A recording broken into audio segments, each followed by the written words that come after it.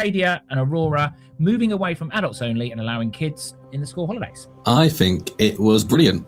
I think they are more than happy to have the inward-looking ships. Parenting, I normally do get the package so I can drink more, and then, I just don't really care. I've got two who enjoy putting on smart clothes and going out, and I've got one who, if we can get to brush her hair, then we're doing well. We don't actually let our kids take their phones on cruises with them. I thought my answer had knocked you unconscious. Until we're Mr. Beast, they're not interested, are they? Peter, we'll start with a quick fire. Best cruise ship you've ever been on? Royal Caribbean's Odyssey of the Seas. Most disappointing ship you've ever sailed on? It was a Costa ship. I still can't remember the name of it. I tried looking back in my emails, but it was a short trip around Italy and Greece from what I can remember about 10 years ago, but it was terrible. They have some, I've seen a couple of videos. They have some fantastic things, don't they? Have some really unusual where you can look into the shower. From outside the cabin, or is that from inside the cabin? Best restaurant at sea you've ever experienced? Wonderland. We've done it a couple of times on Royal Caribbean ships, and it's their molecular gastronomy restaurant where they take food and make it look like it's not food. The most disappointing dining experience? We did a cruise last summer, me and my son. It was just me and him. I surprised him at like 4 a.m. with a cruise. And we went to the buffet, the Windjammer, on one of the days, and it was possibly the worst buffet I've ever been to. It was just dreadful. I don't know if they were having an off day or whether it was the whole ship from Independence of the Seas. But normally I like Windjammer.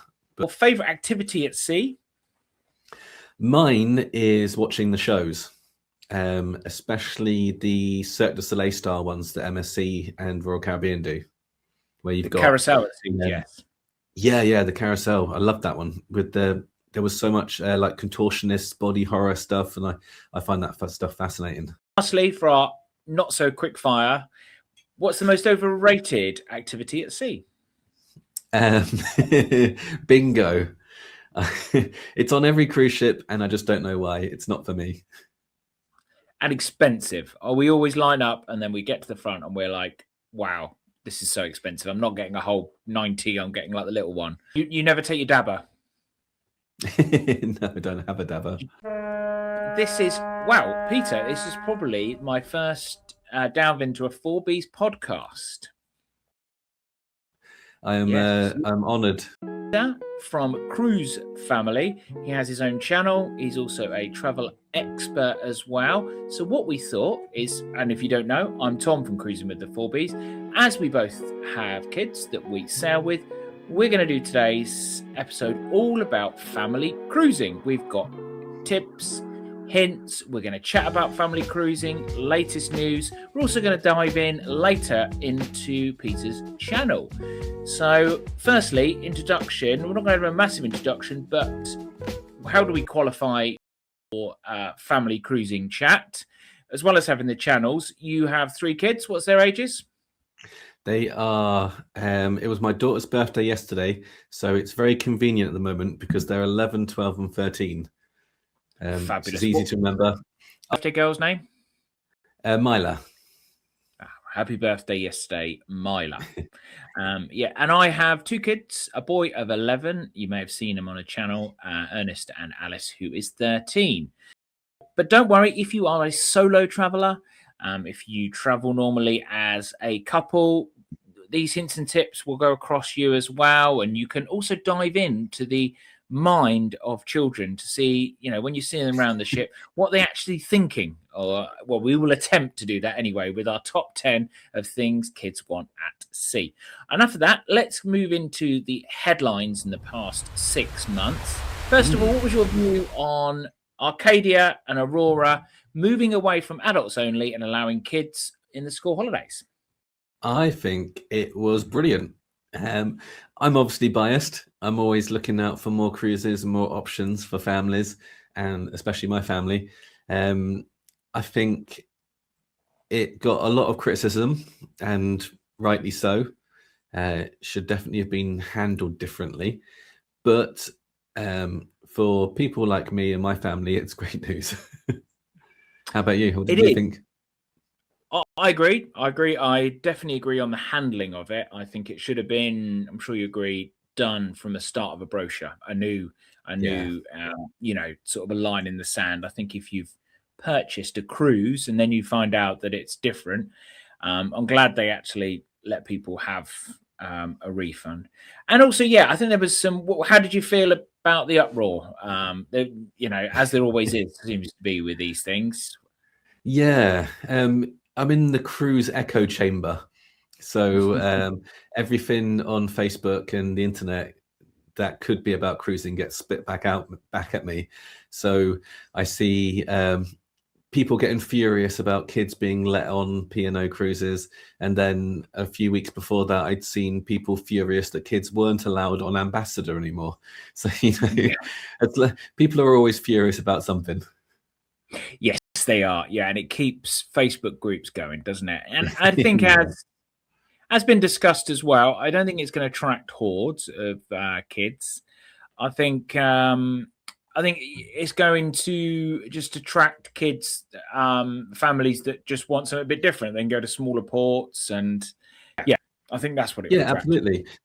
Those ships don't have big slides or surf simulators or anything like that. They don't even have dedicated kids clubs currently. So you would definitely need the right kind of child to go on that cruise. Someone Yes. who's calmer and maybe likes jigsaws and card games and reading, that sort of stuff. I'd like one of Do those you? kids myself, but I don't. Yeah. Yeah. Do you enjoy jigsaws? And do your kids enjoy jigsaws? And or used to My wife maybe? does. No, Oh yeah, yeah. they did them when they were young, but not these days. My kids are quite energetic, um, Yes. so yeah, Yes, we I'm know. one of the ones that the people on those cruises are worried about. But don't worry, I'm not taking my kids on those cruises. So Well, we are considering it one of the shorter ones. So I don't think we would if we didn't run a cruise. If I didn't run a cruise channel, I think I would look at. I probably wouldn't because I do like the facilities on board. You know, that as you said, the water parks, etc.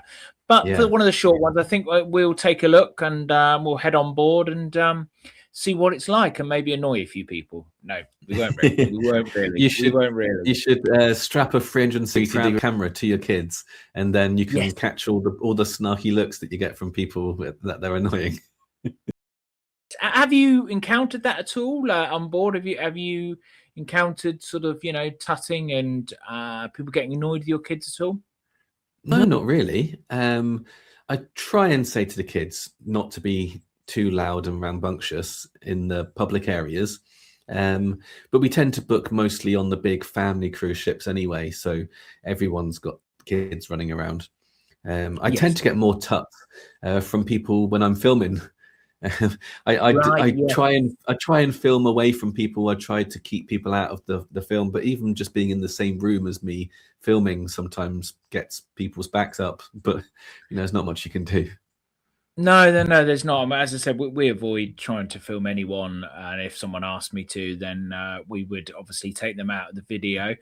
Yeah, On the subject of family videos, no, not family videos, as in adult only ships and versus family friendly. Do you see going in the future? I recently, obviously, Ambassador has got rid of their multi generational cruises. They were pretty much adults only anyway, but they had a few multi generational cruises.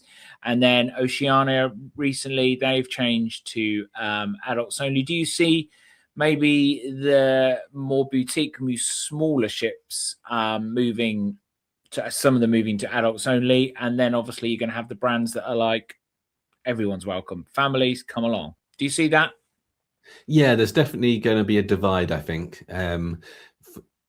With a lot of the bigger brands moving specifically towards families, that does open up a huge market for adults only cruises. And it seems to be being taken up by the luxury cruise lines who can offer more service and different destinations. Yes, I think it's a little bit of a shame. I know Fred Olsen's moved to one of their. I think it will be a shame that if our kids people's kids think that cruising is just the massive ships, the looking inward ships, you know, the 6,000 ships, and all the smaller ships are going to go in a way of they're going to be adults only. So, you know, will our kids experience, you know, probably what you would say is proper cruising? Yeah, I guess they will miss out on that, but I don't know about yours, but mine won't care one bit about missing out on that type of cruising. No, they always criticize when I would want to go for a walk on the decks. They say, "No, I'm too cold, too windy." So yeah, I think they are more than happy to have the inward-looking ships. I think, you know, like those bigger ones. I think you've got a trip coming up, haven't you, soon on a massive ship? We've got we were booked on the inaugural sailing of Legend of the Seas, which will be the biggest cruise ship in the world when it comes out this summer. Then they moved the inaugural cruise to 3 weeks earlier, which is in term time. They did allow us to move to the first cruise, but we can't take the kids out of school that time of year, so we're booked on the second cruise. But I won a few nights on the ship before the inaugural cruise at a Royal Caribbean event the other week for travel agents. So I'll be on there before then anyway to get some pictures and some videos and stuff. How did you do that? It was a training event, mostly about their new Mexican resorts that they've got. They're building these new resorts in Mexico, like Coco Cay, but for Mexico. And it was training around that. But they did one of those live quizzes, you know, where you've got your mobile phone and you're answering the questions live in a kind of competition. I am a cruising nerd, so I knew all the answers, so fastest fingers, and I won this trip, which has, you know, it's fantastic for my channel to be able to get on the ship before anyone else and have a look around. Can't wait. Amazing, yeah, to head on that. Yeah, I'm very jealous indeed. But all those ships, you know, a bit the Legend, Icon, all of the what's the other class of ships? The Icon class. Yeah, the Icon class. What's the other ones that are massive for Royal? The Oasis class. That's the ones. Yes, they're all, aren't they? They're very. I imagine with your kids, do they even know where they're going on those ships? Because, you know, all you tell them is there's a water park. You know, there's this, there's that. You know, I don't think they even. I don't think ours have ever. They sort of ask on the day, "Oh, where are we going?" or "What's that?" You know. But apart from that, they want to know what's on the ship, don't they? Yeah, absolutely. I give them a brief rundown. Like if there's a big city like a Rome, or when we went to Naples to see Pompeii, for instance, that was interesting because it's kind of stuff they've learned about at school. But if you say Seville or Cadiz or something, they're not going to know where that is. No, they're not at all. No. Have you done Norway at all? Yeah, not with these kids. I had we were foster carers before we adopted the kids, and my former foster daughter, we took her to Norway when she was 16. She was not into it at all. She spent the whole time being annoyed that she wasn't near her boyfriend, who was back in the UK. But when I talk to her now, she says that she has good memories of it. Like it's a really good thing that she remembers doing. She just didn't enjoy it at the time. Didn't want to say, yeah. I could imagine. I can imagine that with our kids moaning about the Wi-Fi or something, and you're surrounded by the most beautiful like scenery. Do you know what I mean? As many a time I've got very frustrated of like, you know, look where you are. You know. Yeah, I love the fjords. I think it's absolutely beautiful. I burn very easily in the sun, so a holiday for me somewhere slightly colder is perfect. What age would you say that they can start appreciating? Because we haven't done the fjords, and as I said, I was 11, 13. When do you really think they'll get enough appreciation? I guess they will now. You know what I mean? They would now, but you know, when would you? If someone came to you, I started appreciating the fjords at about mid-30s. Right. Okay. Yeah. So yeah, maybe a few years. It's all down to the person, isn't it? My love of nature came very late. Maybe not late mid-30s, but in my mid-20s. Before that, I couldn't have given a stuff about trees or nature. And then suddenly one day I just realized, oh, there's all this world out here that I want to see and experience, and some of it looks different to the stuff where I live. You're not a tree hugger then? Or you weren't? No, I weren't. I wasn't. These days I'm much more. Because I always we're drifting off the point just slightly, but still related to families. I always, like we will do Norway, and every time I see it, it looks stunning. But is it in each port? There doesn't seem to be like too much that sort of shouts families. But am I just being a bit ignorant now? I don't know. No, you're right. You definitely need to consider that. Most of the ports in the fjords, you are going into a town, quite a small town, or you're going up to see some carvings of trolls, that sort of stuff, in a cable car. But as long as you've picked a ship with a good kids club and entertainment in the evenings, and your kids are fine with a bit of walking, then it's a really, really nice holiday. It's not that much different to, say, going to Barcelona. And there's not a huge amount in Barcelona for our kids to do. You're going into a town and you're seeing the sights. So I love the fjords, and I'm definitely going to take my kids there. I just need to find the right time to do it. Find the right time. So as we were talking about all things, going to Norway and choosing the right cruise, we're now going to, you've got a list of 10. I have a list of 10. We asked our kids. I actually asked, Ernest gave me 1, so we'll do his at the end. And then Alice gave us 10. I had to actually bribe her with £15 on a website known as Sheen to do this. Very different parenting styles. I threatened mine that they wouldn't have any birthday cake if they didn't give me them. Either way, we got there, didn't we? We got there. We did, yeah.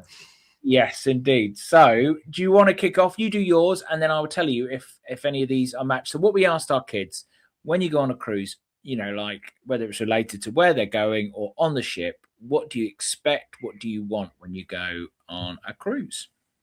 Yeah, so in at number 10 was laser tag.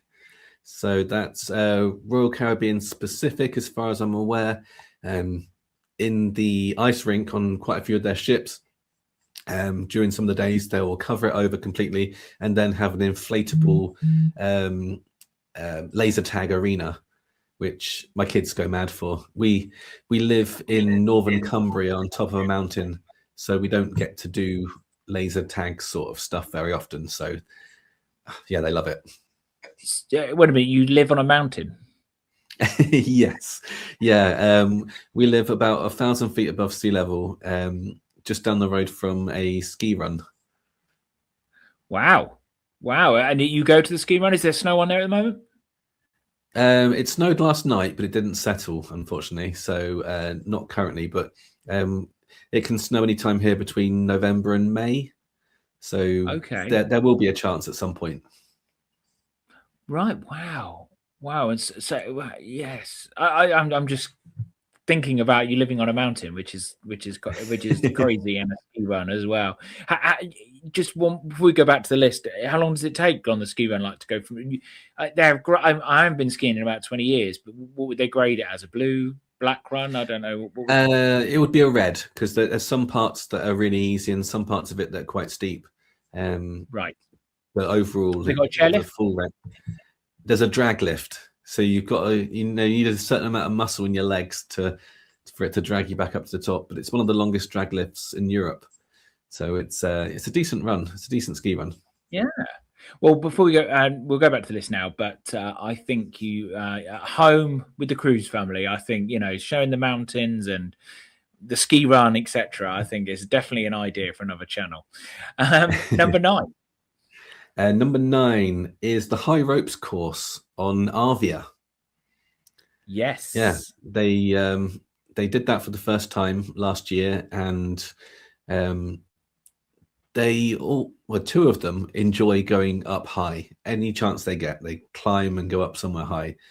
The third one, not so much, but she hates being left behind or called a chicken, so she forces herself to do it.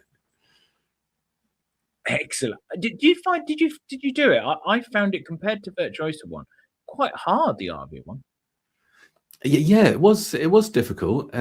We've done quite a bit of just after lockdown. We went to PGL, Parents Get Lost, which is like an adventure center, and we did a whole holiday with lots of climbing and abseiling and stuff as a family. So we're fairly experienced at it. So we didn't find it too challenging, but I can see if you've not done that sort of stuff before, then it's it's a decent. You got to take a bravery pill to get up there. Indeed. Yes, no, it is good fun. Number 8. Number 8 is the buffet.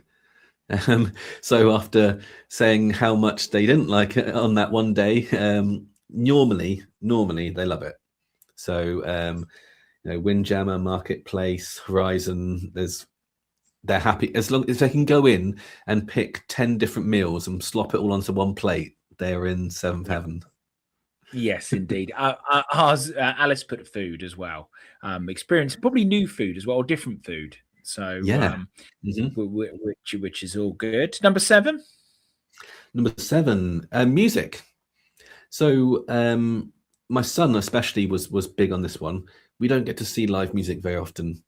So going in and seeing a band playing in a bar, or when there's musicians singing live on stage in the main theatre, they absolutely go mad for that. 6 is the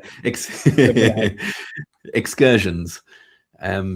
So we like to book excursions, not always through the cruise line. Sometimes I'm a travel agent, so I know where to go to get the best excursions.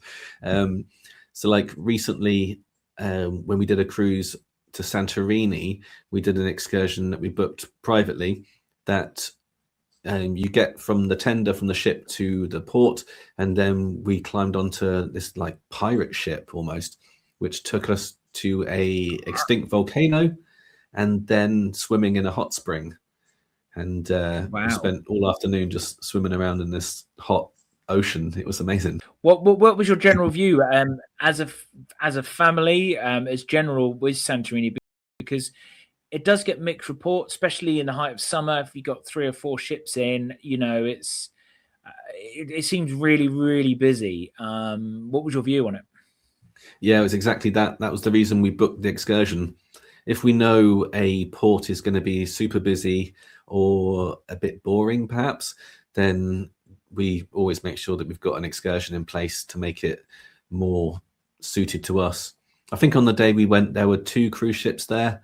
So it wasn't, mega busy.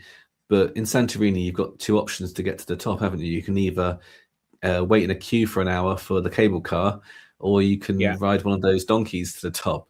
And we just didn't fancy doing either of that.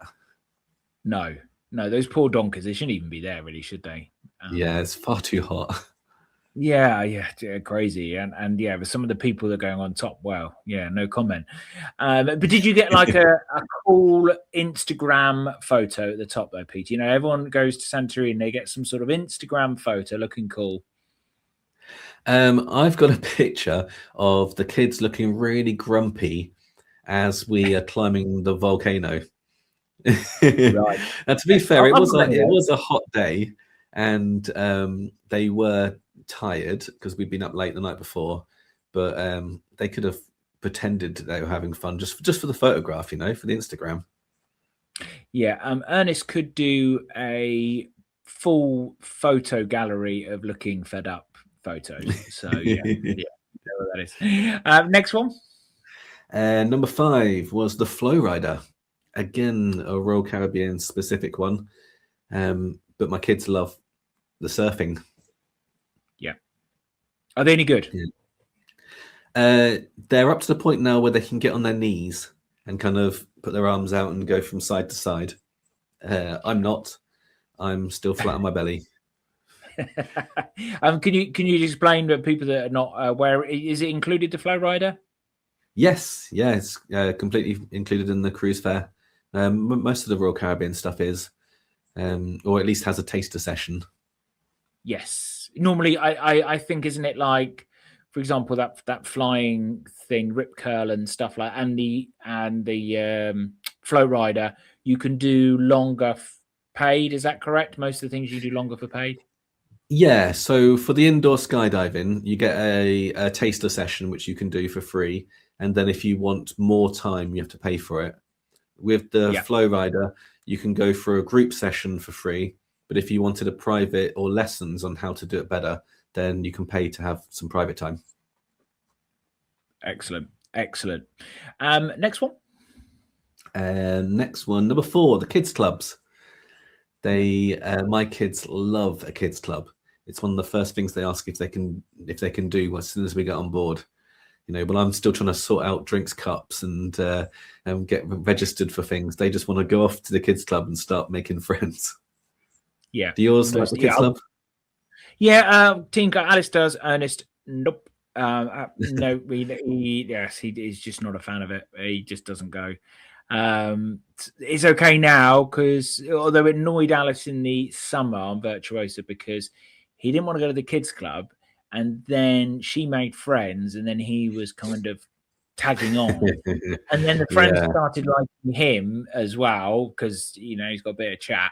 So she was getting annoyed because they were taken away. So he's happy to he makes friends, but he just doesn't want to do kids club. So and it's surprising because he's a gamer and stuff like that. And nowadays, they don't sit around coloring. There's gaming, there's all sorts in there. They're great, but once he's got an idea in his head, he doesn't move. Well, what's your kids' favourites kids club? Who do you reckon is at the top at the moment on the game for kids clubs? Yeah, I'd say Adventure Ocean probably picked it on the newer ships. So we were on Odyssey, which I believe is like 5 years old, that ship, and it's still really shiny and new. And the kids club had loads of like touch screens and a big archway that you walk through on the way in. And it was just really high tech, and my kids go mad for that sort of stuff. But they've enjoyed MSC, they've enjoyed P&O. Yeah, they just love a kids club.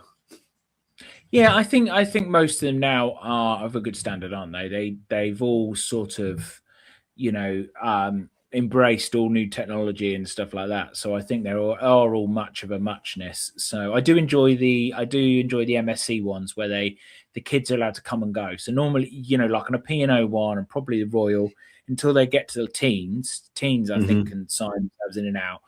When you're below that, you as a parent have got to go sign them in and out. But MSC, I'm pretty sure if you can walk, you can sign yourself out. So you see little kids, walking around with their room card in the lifts and stuff like that. So that's a bit crazy. Yeah, and it was their all their Lego stuff is really good as well. MSC. Yeah, most definitely. Next one. So number 3 is slides. So they love wet slides. They love dry slides. Just anywhere where they can just slip down and get some G-force. Yes, ours love slides. I would say Royal MSC do it the best. I haven't been on NCL, but they look amazing, don't they? Yeah, and Disney as well. They seem to have some incredible slides that wrap around the ship. Oh yeah, they take it to another level, don't they? I never understand why P&O have never done slides, but I was expecting one on Avia, but no. Yeah, even just a small like spirally one would have been easy to do. Yeah, and also I think as well, like people say, oh no, slides and stuff. A water park, that was my thought on Avia. I thought they needed more because we talked about before the high ropes, didn't we? And the golf. Yeah. But they kind of, you do them once, maybe twice, and that's it. With the water park, it really pulls in kids, because they can go there every day. So absolutely. I think it's a real thumbs up for people that are sailing with kids and people who are not sailing with kids. Yeah, we especially like the racing slides when they've got 2 next to each other where you can go down at the same time and see who wins, because adds a level of competition into it, which my kids always love. Yes, most definitely. Yes. 2. Number 2, restaurants. So Yep. I know I said buffets earlier, but they wanted to make sure that I said the difference between buffet and restaurants because they love a sit-down meal with the adults menu, not the kids one, and choosing what they want to eat. Yes, most definitely. Yeah, we love actually. Dressing up and heading to the restaurant at night. Yes, it's still quite a unique experience now. Really, I think, isn't it, for a holiday? I don't think if you went to a hotel, you'd just go to the buffet, wouldn't you? So I Mm-hmm. think cruising has got that advantage. You hear people that like I think P&O have done it recently with Iona and Avia. They target the all-inclusive crowd, the land holiday. Yeah. And then when they get on board, they're like, "Oh wow, there's a buffet and a restaurant." This, and they're both included. Mm-hmm. Yeah. We love a restaurant, like getting dressed up, like you said, and choose. And the menu changes every night, which is great because then they don't get bored of eating the same thing over and over again. Yeah, most definitely. And a lot have got kids menus as well now, haven't they? Yeah. Mm-hmm. And number 1. Number 1 is pools. Yes. As I mentioned, we live on top of a mountain and it's an hour's drive to the nearest supermarket. So it's more than that to the nearest pool. So anytime we go on holiday, the first question my kids ask is, how can I become submerged in water?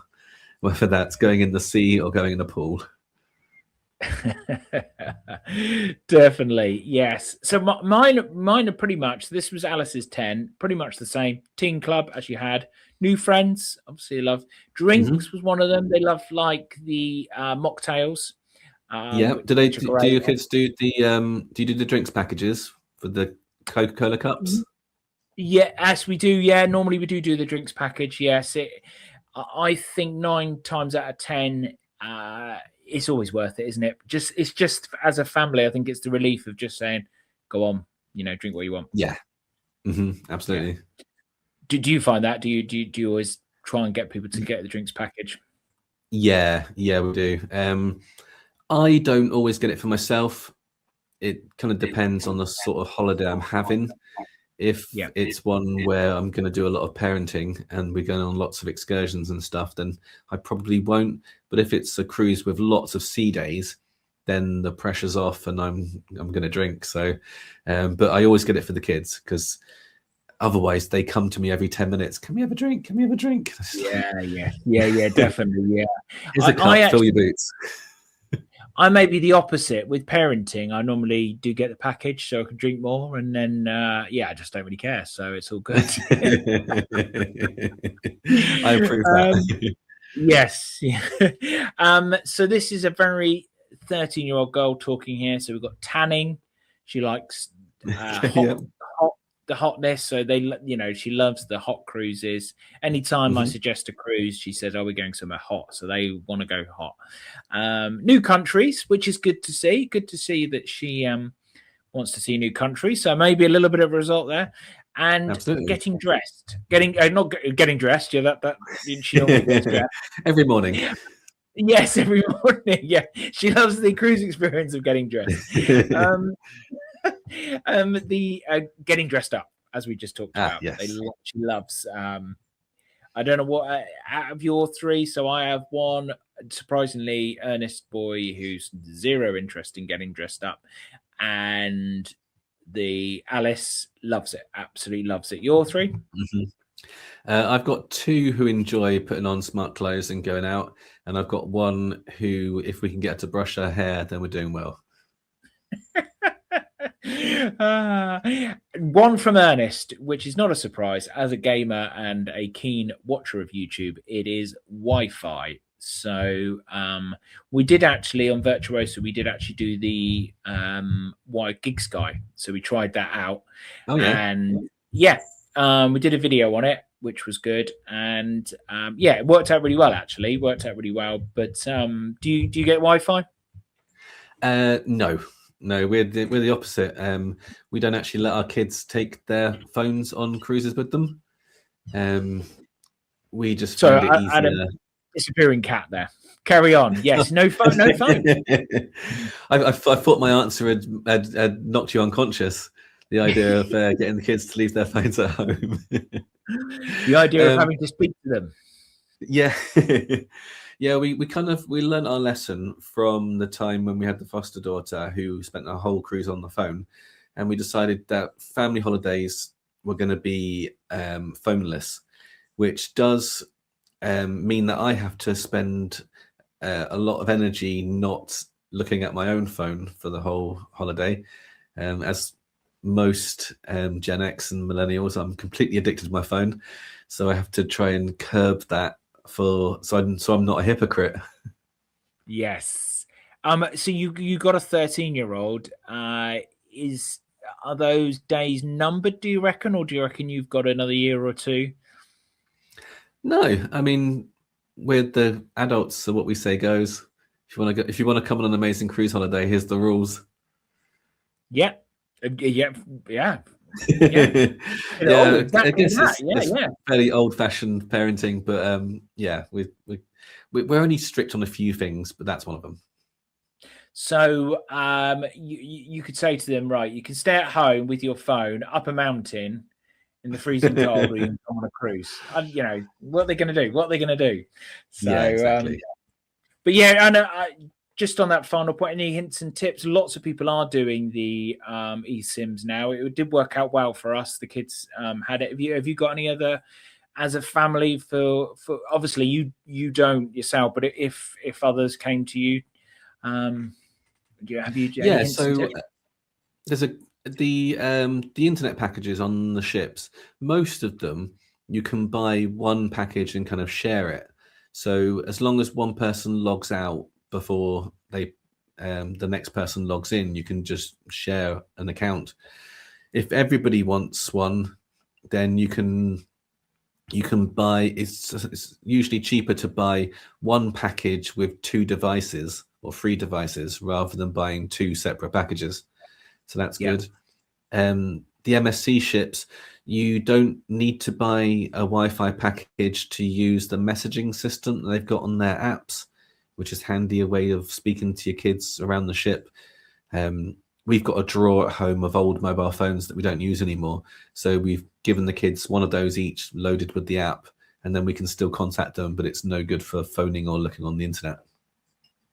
Excellent. Yeah, I think my couple of bits of advice maybe is like Princess, for example. You wouldn't obviously look at Princess as in obvious, you know, they don't have the slides, they don't have all things, but what they do with your Premier and your Plus packages, you do have Wi-Fi in that, you do have your ice cream. So when me and Ernest went on board, having things like the fancy, I think they've watered it down a bit now. I don't think you get the desserts anymore, but you know, the desserts, you've got the Wi-Fi, and the Premier package, you've got multiple. So I think sometimes actually looking in as a family, don't you agree that looking into what you actually want? Do you want a water slide, or do you want actually, you know, like endless drinks and Wi-Fi? Yeah, all the cruise lines last year really went in for an all-inclusive stuff.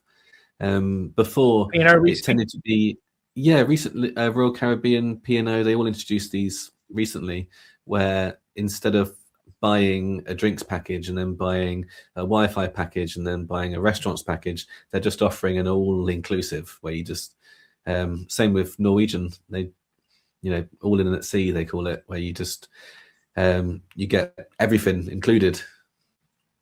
I think, we like that because we like to, especially as a families, I think we, you know, the cost can spiral. Even when we've got all in, though, to be fair, you just need, I don't know what yours are like, but Ernest, he just finds that shop. I just call it a tat shop. Like MSC got it, and you know, you've got the models, you know, you've got like things you have in the bath, you've got these horrendous like jackets with MS, you know, he just wants it all from that shop. So he normally like the hats, that sort of thing. Yes. Yeah, he'll want all that. And what he does well as well, I don't know whether any kids that are watching, what he does well as well, if we're on the all-inclusive package, he decides to ask us towards the end of an evening after we had a few drinks and, nothing really matters. So good tactic that. Yeah, we can get an all-inclusive package, and my kids will still manage to find something on the ship that costs extra and then ask me if they could do it.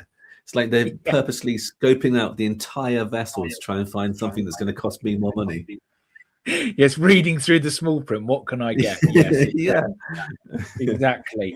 Moving on from Wi-Fi, we had a few hints there. What would I call it booking smarter? So you obviously you book cruises. You are a travel expert.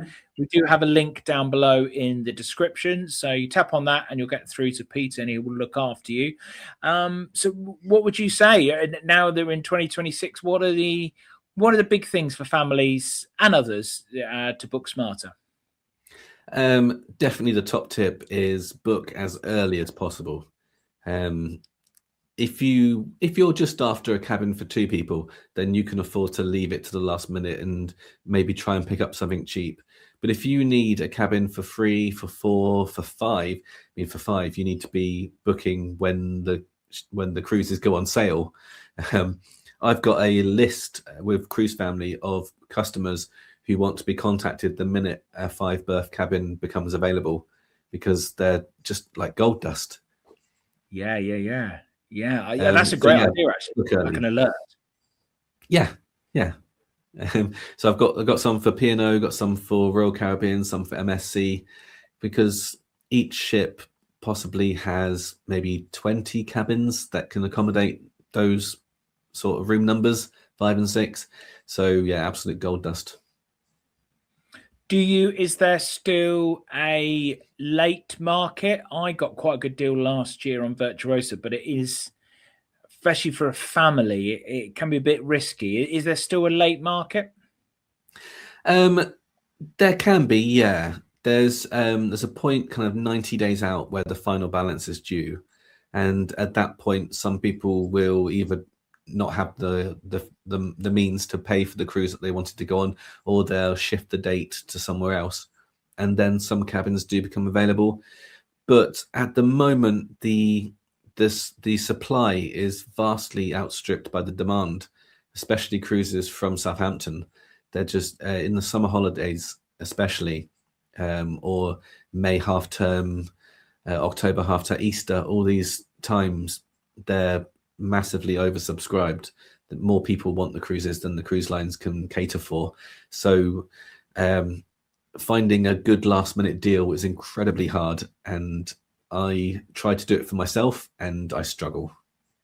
Yes, risky. I had one. I talked to you about it actually, probably a year ago. No, a bit less than a year ago. When anyway, it was long out. There is a transatlantic on one of the Oasis class ships in the middle of summer, because Legend is taking its slots, and I saw it. That Harmony?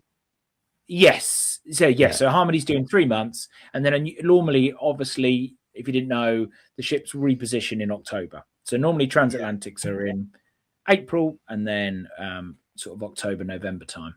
But because it's taking it over, Legend, there's a start of the summer holidays transatlantic, and I've always wanted to do a transatlantic, and I saw it was 3,000, and for a family of 4, for a balcony that they choose. I thought brilliant, but we ummed and ahed because the ladies in my life weren't sure that they wanted all the sea days. So we left it. Yeah. Came back to it 6 months later.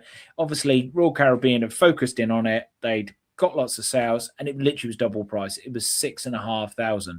So that just shows, I think sometimes, do you agree that sometimes if it looks like it's a good price, it is a good price, jump on it. If it's a good price to you. Yeah. Sometimes the customer will come to me and say, I want a cruise on this date going to this place, and I'll give them find a fantastic combination of cabins and give them a price, and they're like, oh wow, that's really, it's a really good value, and then they take a week to make a decision, and then we come back to it a week later and the price has changed and it's gone up loads. And sometimes there's no accounting for that. It's not because there's a sale has ended or anything like that. It's just most of the prices are dynamic these days. So overnight, if they get a group booking of 10 cabins going on that ship, suddenly it would change completely, and everything will raise up by 20% because they know they've sold a bunch of cabins. So if you see a price that you like, just book it. You can always move the date later on. But you do see like now, I think like P&O at the moment, it's a £50 deposit. I think is it Princess was sometimes do a 0 deposit, don't they? So you know, you can get really low deposits. So yeah, I think definitely jump on it. For us, I think, you know, you can qualify for this as a family of 4, third and fourth in a cabin, as low as like £90 sometimes. That is brilliant. Which I don't know how often that comes around. And also free kids places as well come around. How often do you see those? The free kids places tend to be a bit tricky. They are usually in term time.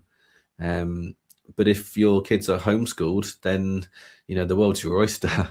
The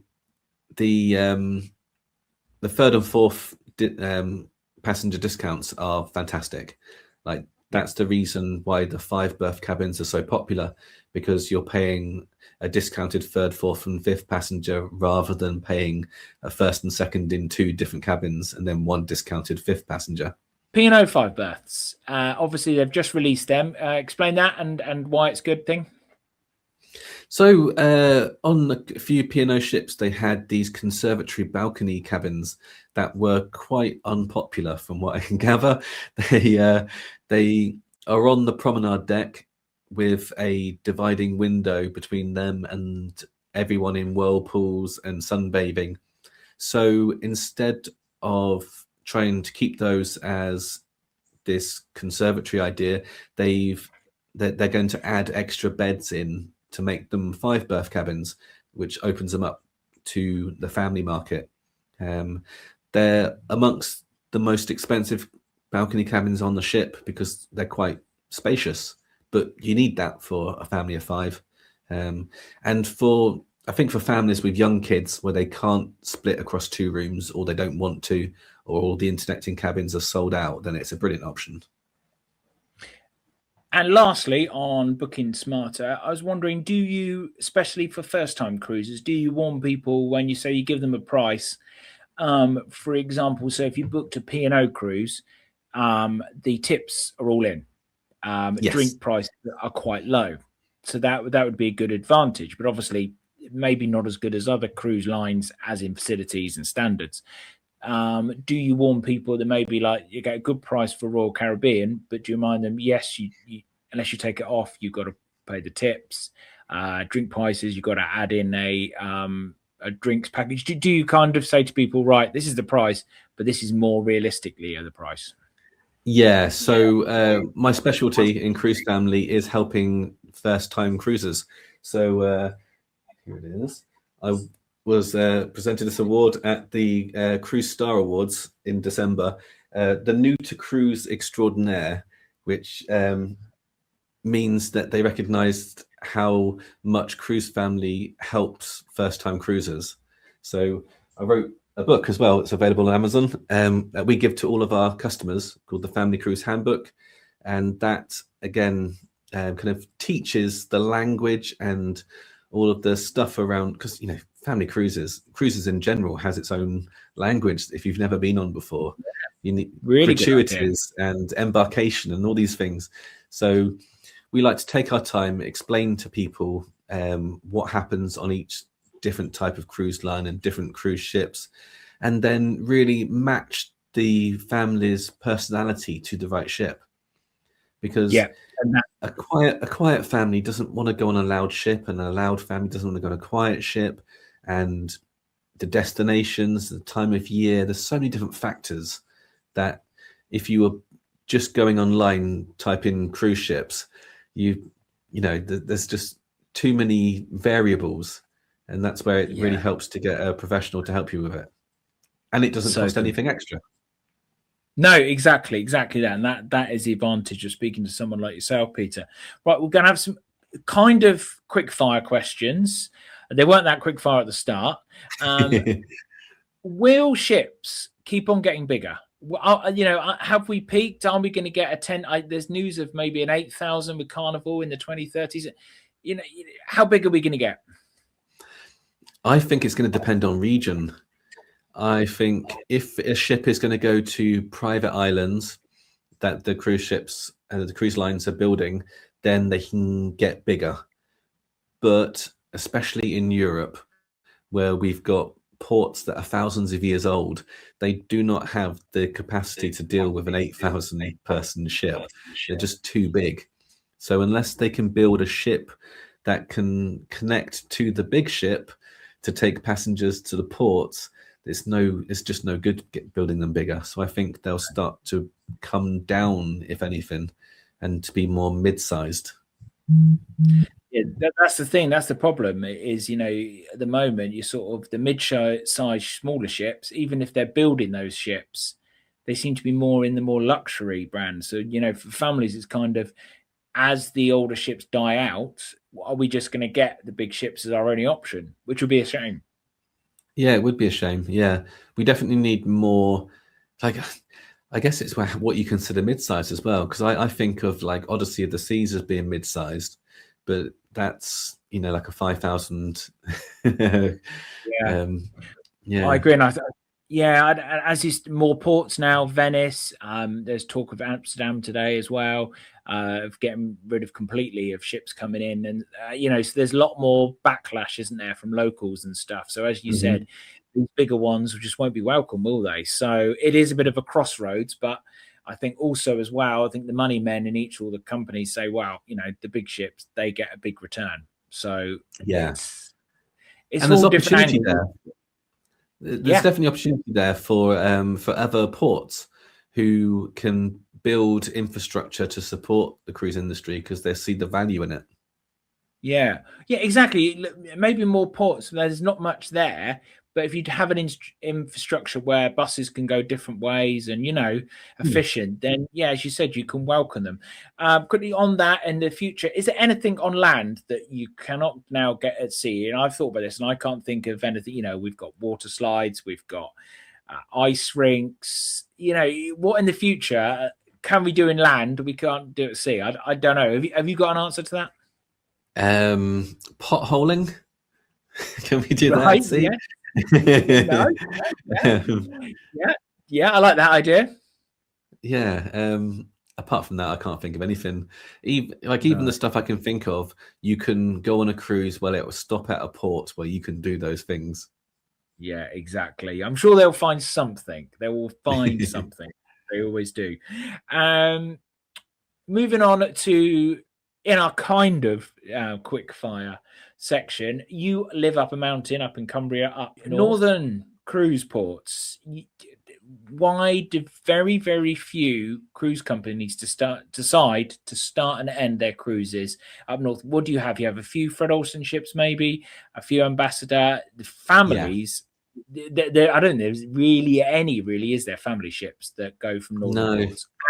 No, not really. Occasionally, a Princess cruise will sail from Liverpool, but that's aimed at American audience. It's not aimed for British audience at all. It's aimed at Americans who want to come over and see Abbey Road and that sort of stuff. Yeah, it's a real shame. I think there's definitely a market. I can't understand why, if you're cruising to the fjords, you would want to start in Southampton when you can start in Newcastle or Edinburgh and be a day ahead and go even further into the fjords. Yeah, I don't. Every time I step onto a ship, I'm surrounded by people from up north, Scotland, and I always wonder why they're not. So, part of it may be obviously Carnival and Royal and etc. are very tied down to Southampton. I think they've got long-term contracts, and they rub each other's backs. So maybe it's to do with that. But I think there is an opportunity there. Maybe the cruise family cruise ship, when it launches, go from up north. Yeah, we'll find a dilapidated old cruise ship and do it up and and start inviting children on. Yeah, exactly. Do that. Yeah, exactly. And lastly, on that point about British cruise lines, I do feel at the moment they're sort of for future building. Carnival are building lots for their own brand. I think there's about 6. German brands are getting new ships. Marella had an order for 2 ships that was now gone to the German market. So they're still going to be using their old ships. P&O, last ship was Avia, and there's none in the pipeline. So we're probably talking a gap of maybe 10 years. Do you feel there needs to be a bit more investment in British? I know they're not British owned, but they're British brand. They attract British customers. Do you know? Do we think we need more investment? Do you think? Yeah, absolutely. We need more newer ships whose home base is the UK, designed for a UK audience. Because there are lots of ships that sail from the UK that are designed for American and Canadian tourists who want to visit the UK, but there's definitely a market for UK people who want to cruise and visit nearby cities and like Northern European, and even like cruises that go to the Shetland Islands. Like I'd love to go on a cruise that goes to the Shetland Islands. Yes, I always watch the Shetland murder thing, and that's attracted me to Shetland. Not that I want to get murdered, but the fact of they always show the scenery and it looks amazing. So a cruise that goes to Jersey and then to Ireland and then up to Shetland Islands and then round and visits Norway and then back down to Belgium and then back to its starting point. That would be a brilliant cruise. Yeah, as you said, they're oversubscribed, the cruises down there. There's a market, there's so much more that hasn't been untapped, and a lot of people, as well, they end up going out of the UK because this our Royals season is getting shorter. These ships seem to be getting older and older. I think they might be going back to finding one in the scrap yard to bring to Southampton soon. But go back. When Anthem was brand new when it came to Southampton. Do you know what I mean? It's Virtuoso was brand new, and they're replacing the ships out of Southampton. So that is a little bit frustrating. I know all new ships are not the best ships. There's some amazing older ships, but I think that shows a bit of an intent, doesn't it? Where you say, this is a brand new ship. We're going to Southampton and we're staying here for 6 months. That would be a big sign, wouldn't it? It definitely feels like the ships we're being sent are getting older and less shiny every year. Yeah. Like you said, with Royal Caribbean, to go from Anthem down to Independence, down to Liberty this year, and then is it a Grandeur of the Seas next year? I think it Majestic. No, Mariner. That would be them. Yeah. And those are great ships. Don't get me wrong. We're not slagging those ships off. You will have an amazing time on those ships. Yeah. They're great ships. I just, all those ships, a lot of times older ships are the best ships. So it's not that, but it just feels like it would be great if they said, this is brand new and we're going to get out of Southampton, So it's just that. If you lined up all of the Royal Caribbean ships side by side in terms of when they were made, you can see us going down the line the wrong way. And it would be nice just to see us going that way a little bit, Yes, yeah. And obviously no 2 week as well. No 2 week Mediterranean now, Royal. So that's a real shame, isn't it? So but MSC are definitely counteracting that. MSC's cruises are almost they seem to be moving away from their 2-night booze cruise things to proper 14-night tours. Yes, they are. And I think obviously, there's no, I think, is it 27? There is no 2 days. I think it got enough headlines to last a lifetime. I think those 2 days. Yes. That's not worth it. Just not worth it. Before we head off, just a quick, you've got the travel agents. We've got the link down below. You've got the channel as well. What's the future of the Cruising Family channel? What would we like to see when we all go over there and subscribe? Yeah, so Cruise Family, the YouTube channel. When I first started it, it was called Cruising Outnumbered because there's 2 adults and 3 children. But then I eventually changed it to Cruise Family to fit in with the travel agency. What I'd really like is to be able in a position where I could do 2 or 3 cruises a year with the kids and then document it. But I'm very busy. and the kids are very busy, and cruises are expensive, especially for a family of 5.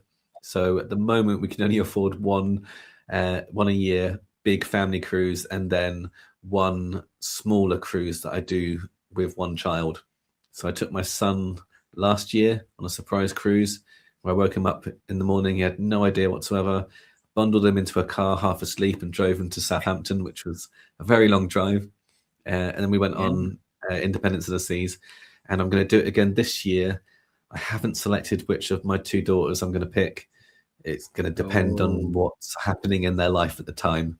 But again, another surprise cruise.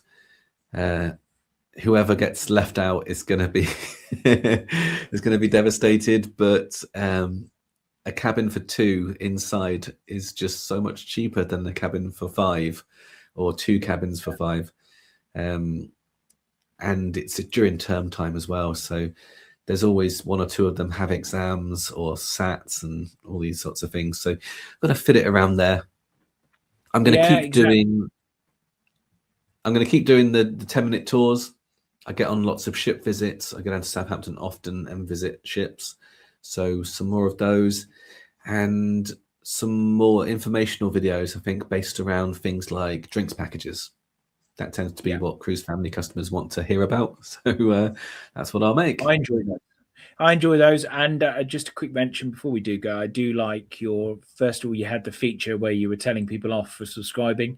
I thought that was a great reverse psychology. It was great. And you named and shamed them at the end, which I did enjoy. The dog that talks and all sorts. So a few unique features, which obviously make it stand out, don't they? Yeah. I did media studies and film studies at school, and there's an artist in me struggling to get out. So I like making fake adverts for my dogs and my sheep, and just making the videos a little bit more interesting. Next time we talk, we'll talk more about the sheep, and we'll delve into that. But yeah, head over to Peter's channel, Cruise Family. Don't forget, if you enjoyed this video, do give it a like, and more people will get to see it. So next cruise, Peter, what's the next cruise or next ship you're stepping on board? Yeah, next one is Liberty of the Seas. That will be in May, the first cruise that it comes to the UK for. And that's when I'll be surprising one of my children. So hopefully they don't see this video, but they never watch my content anyway, so it's fine.